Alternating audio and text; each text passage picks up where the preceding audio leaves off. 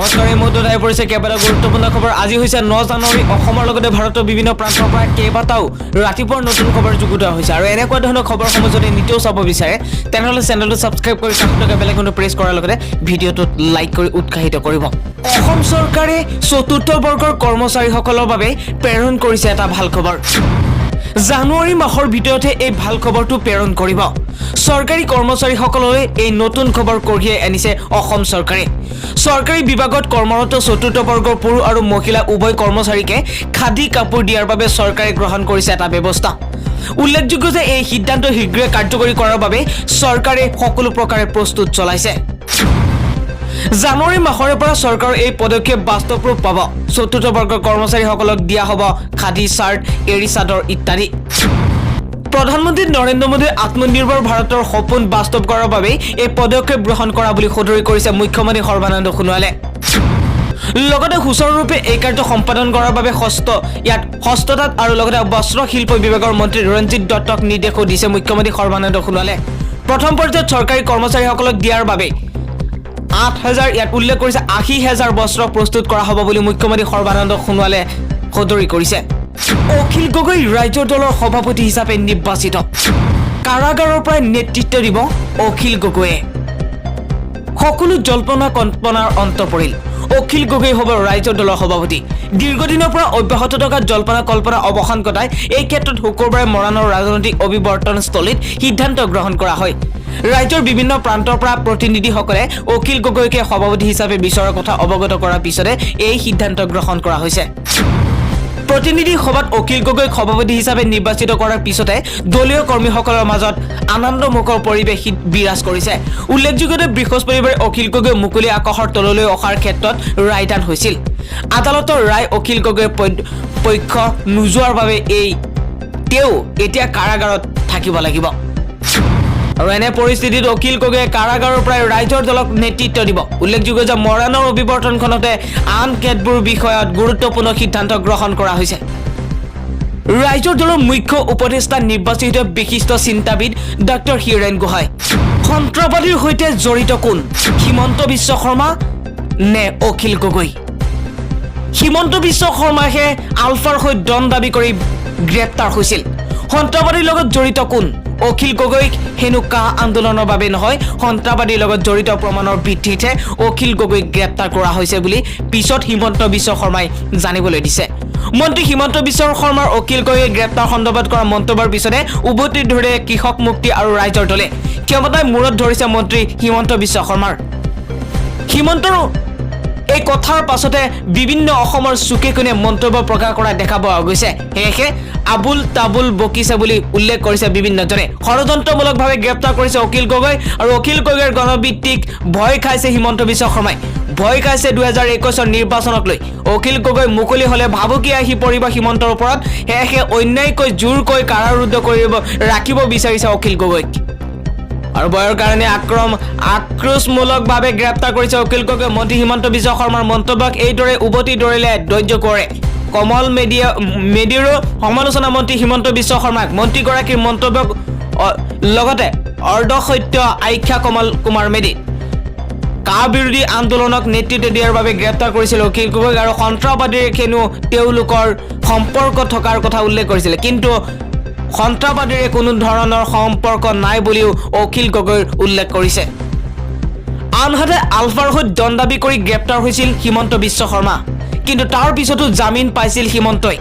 তেনে কিয় দেখা দেখিকৈ আলফাৰ হৈ জড়িত থকাৰ পিছতে এজনে জামিন লাভ কৰাৰ বিপৰীতে এজনৰ কোনো প্ৰমাণ অবিহনেই বন্দী কৰি ৰাখিছে? ইয়া ষড়যন্ত্ৰ নহয় নেকি? কেৱল ক'বহে পাৰিছে মাওবাদীৰ অখিলৰ সম্পৰ্কৰ কথা, কিন্তু কোনো তথ্য প্ৰমাণ এতিয়ালৈ দাখিল কৰিব পৰা নাই। 2021 চনত কংগ্ৰেছে দখল কৰিব অসমৰ দিছপুৰ। কংগ্ৰেছেই হ'ব পৰৱৰ্তী চৰকাৰ। কংগ্ৰেছেই পুনৰ অসমত গঠন কৰিব 2021 চৰকাৰ। হাজোত এইদৰে মন্তব্য আগবঢ়াইছিল যোৱাকালি প্ৰদেশ কংগ্ৰেছৰ পৰ্যবেক্ষক জিতেন্দ্ৰ সিঙে। আৰু ইয়াকো কয় যে লগতে বিজেপি চৰকাৰে ৰাইজক প্ৰতাৰণা কৰাৰ অভিযোগ সিঙৰ। তেওঁ কয় বিজেপি মানে মিছা কথা কোৱাত পাকৈত এটা ৰাজনৈতিক দল। বিজেপিৰ কোনো অংকই কামত নাহিব 2021 চনৰ নিৰ্বাচনত। আৰু আনহাতে কংগ্ৰেছ AIUDFৰ মিত্ৰতা সন্দৰ্ভতো জিতেন্দ্ৰ সিঙে কয় যে হাই কমাণ্ডে চূড়ান্ত কৰিব সকলো সিদ্ধান্ত বৰ্তমানলৈ কোনো এটা দলৰ লগতে মিত্ৰতা সন্দৰ্ভত কথা-বাৰ্তা হোৱা নাই তাত আৰু অসমত বৰ্তমানে অন্য কেইবাটাও আঞ্চলিক দলত জন্ম হৈছে আৰু গতিকে আলোচনাৰ মাজেৰে পিছলৈ সকলো সিদ্ধান্ত লোৱা হ'ব উল্লেখযোগ্য যে যোৱাকালি হাজোৰ হয়গ্ৰীব মাধৱ মন্দিৰত আশীয় লৈ জিতেন্দ্ৰ সিং আৰু লগতে এই কথা মন্তব্য প্ৰকাশ কৰিছে তাতে এইদৰে মন্তব্য কৰে নেতাগৰাকীয়ে পুৱামক্কা দৰ্শা শ্বৰীফটো দুৱা কংগ্ৰেছ নেতৃত্বৰ এই দৰ্শনকালত ৰাষ্ট্ৰীয় নেতাগৰাকী সংগ দিয়া ৰিপুণ বৰাকে ধৰি প্ৰদেশ কংগ্ৰেছৰ অন্য নেতা বৃন্দই BTC চৰকাৰৰ বৃহৎ ঘোষণা 1746 কোটি 46 লাখ 22 হাজাৰ টকাৰ বাজেট দাখিল কৰিছে আৰু গৃহীত BTC চৰকাৰৰ আৰু প্ৰমোদ বড়ো এটা ঘোষণা পিকনিক খোৱা বাদ দি সদনলৈ আহক BPF দলৰ সদস্যসকল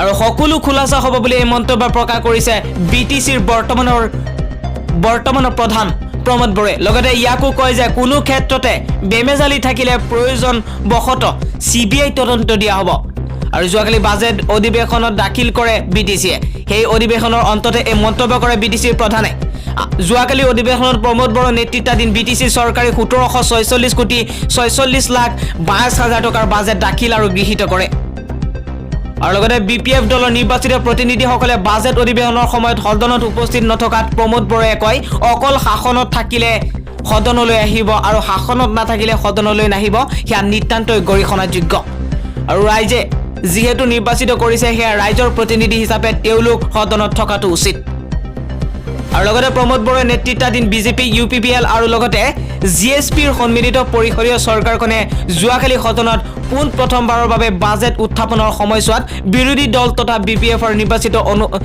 নিৰ্বাচিত অনুপস্থিত থকাত উক্ত মন্তব্য প্ৰকাশ কৰে প্ৰমোদ বড়োই আৰু মন্ত্ৰী চন্দন ব্ৰহ্মই যোৱাকালি BTC নিৰ্বাচিত সদস্যসকলক লৈ চিৰাং জিলাত পিকনিক পাতিছে বুলি মন্তব্য কৰিছে প্ৰমোদ বড়োই আৰু লগতে বিগত 15 বছৰে সংসদীয় অধিবক্তাৰে আৰু অভিজ্ঞতাৰে পৰিপুষ্ট এটা দলে কেনেকৈ এনেকুৱা কৰিব পাৰে একালৰ BTCৰ উপমুখ্য আৰু বৰ্তমানৰ মন্ত্ৰী চন্দন ব্ৰহ্মৰ এনে দায়িত্ব জ্ঞানহীনতা মুঠেই গ্ৰহণযোগ্য নহয় বুলি উল্লেখ কৰিছে নিৰ্বাচিত সদস্যসকলক সদনলৈ আহি সদনৰ কাম-কাজত তথা আলোচনাত অংশগ্ৰহণ কৰা আহ্বান জনাইছে প্ৰমোদ বড়োই আৰু লগতে পূৰ্বৰ BTC চৰকাৰে 2300 কোটিৰ বকেয়া ধন আদায় দিবলৈ বাকি ৰাখি গৈছে আৰু ইয়াক নৱনিৰ্বাচিত চৰকাৰৰ বাবে উপহাৰ বুলি কটাক্ষ কৰি প্ৰমোদ বড়োই কয় হাগ্ৰামা মহিলাৰী বিভাগ লোক নিৰ্মাণ 1000 কোটি আৰু লগতে CD বিভাগত 350 কোটি